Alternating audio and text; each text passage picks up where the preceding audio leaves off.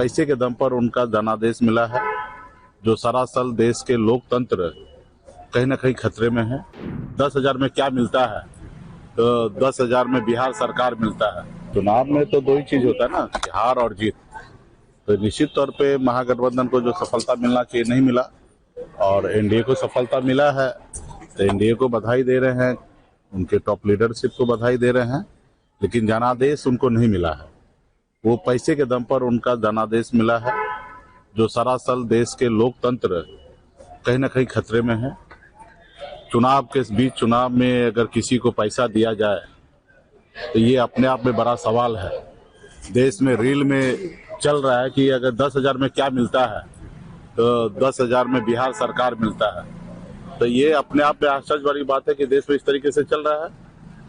और पहले रात के अंधेरे में कुछ लोग जो पैसे वाले होते थे, दबंग होते थे, गरीब को पैसा देकर वोट खरीद लेते थे और सरकार बना लेते थे या विधायक मंत्री बन जाते थे। वो काम अनलीगल होता था और वही अनलीगल काम को लीगल तरीके से आज के समय में सरकार जो है पावर में, वो ऐसे काम कर रहे हैं कि जनता का ही पैसा, राज का ही पैसा, वो पैसा माता बहन के खाते में 10,000 रुपया दिया जा रहा ताकि हमको वोट मिले। और माता बहन ने उनको मदद किया, जिताया। युवा देश के राज्य के जितने भी युवा है वो महागठबंधन के साथ था, इसलिए हमारे पास 38-39% वोट है। वोट तो पिछले 2020 में जितना हमको प्राप्त हुआ महागठबंधन का, उससे अधिक वोट हम इस बार भी प्राप्त हुआ है।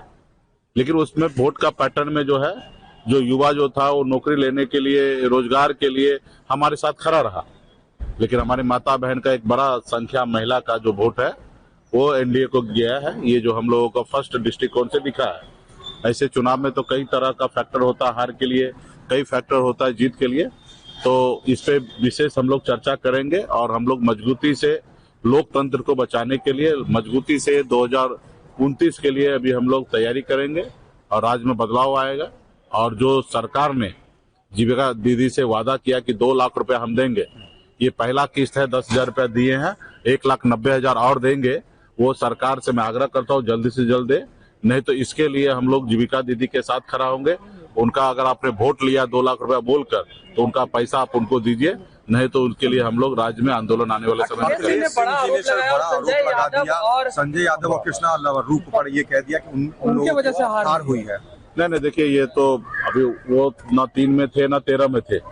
वो उनको दुख है कि हम उस सिस्टम का हिस्सा नहीं थे, इसलिए उन्होंने किसी न किसी के ऊपर आरोप लगाए हैं, जबकि सच्चाई नहीं है। अगर आरोप लगाना तो खुद के भी गिरेबान में लोगों को झांकना चाहिए।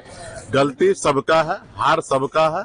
जीत होता तो सबका जीत होता, जनता का भी जीत होता। हार है तो सबका हार है।